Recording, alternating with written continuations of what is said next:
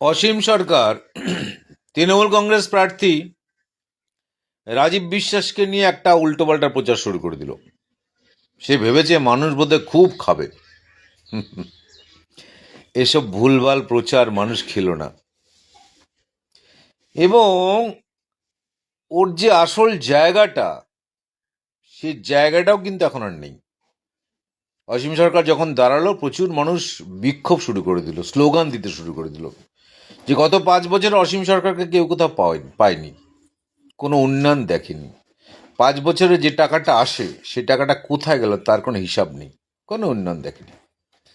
এবং প্রত্যেকটা বিজেপি কর্মী ভেবেছিল এবার অসীম সরকারকে অবশ্যই টিকিট দেওয়া হবে না। তারা কিন্তু অনেক আগে থেকে বিরাট উৎসাহ নিয়ে দেওয়াল লেখা শুরু করে দিয়েছিল, পদ্মফুল চিহ্ন এঁকে এই চিহ্নে ভোট দিন, প্রার্থীর নাম শুধু লেখেনি।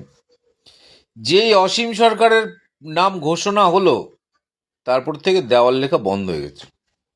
দেওয়াল লেখা কোথাও অসীম সরকারের নাম করার দেওয়াল লেখা হচ্ছে না। এই তো অবস্থা। এখন আবার দেখছি হঠাৎ করে বেশ কিছু ফ্ল্যাগ ফেস্টুন এনে বাইরের লোক, এলাকার লোকও কাজ করছে না। আমি যে ওয়ার্ডে আছি সে ওয়ার্ডে 21 সালে যে ছেলেটা কাজ করছিল তারা কাজ করছে না, অন্য লোক, বাইরের থেকে লোক এসে, বোধহয় পয়সা দিয়ে ভাড়া করার লোক, তারা এসে ফ্ল্যাগ ফেস্টুন লাগিয়ে বেরিয়ে যাচ্ছে।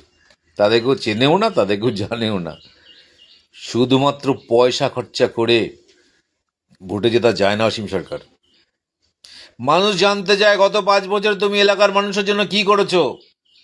তোমাকে তো হরিণঘাটা দেখা যায়নি। শুধু ফেসবুক আর ইনস্টাগ্রাম ছাড়া তুমি বাস্তবে হরিণঘাটার মানুষের পাশে কতক্ষণ ছিলে না। খালি শুধু টিপ্পনি কাটা, এই তো করে গেছে। বাংলার মানুষ বুঝে গেছে প্রত্যেকটা জায়গায় যেখানে যেখানে বিজেপি প্রার্থীকে জিতিয়েছে নিটফল শূন্য, তারা কিচ্ছু করতে পারেনি। সে কারণে হরিণঘাটার মানুষ সিদ্ধান্ত নিয়েই ফেলছে। তৃণমূল কংগ্রেস থেকে যিনি দাঁড়িয়েছেন তিনি একজন অর্থোপেডিক ডাক্তার। তার কাছ থেকে পরিষেবা মানুষ এমনিতেই পেতে শুরু করেছে। প্রেসক্রিপশান লিখছেন, যাদের যাদের সমস্যা সেটা লিখছেন, লিখে প্রেসক্রিপশান করে দিচ্ছেন। কোনো ভিজিট তাকে দিতে হচ্ছে না। এবং তিনি বদ্ধপরিকর জীবনের শেষ দিন পর্যন্ত তিনি যেন হরিণঘাটাতেই থাকেন। এই তো অবস্থা। মানুষ 4 পাস একটা ওই কবিগান গাওয়া লোককে চাইবে, না একটা MBBS MS ডাক্তারকে চাইবে? এমন যোগ্য প্রার্থী তৃণমূল কংগ্রেসের তরফ থেকে এই হরিণঘাটার জন্য দেওয়া হলো, তাতে করে প্রার্থীর জন্যই হরিণঘাটা বিধানসভা কেন্দ্র 50% এগিয়ে থাকলো। সেই কারণে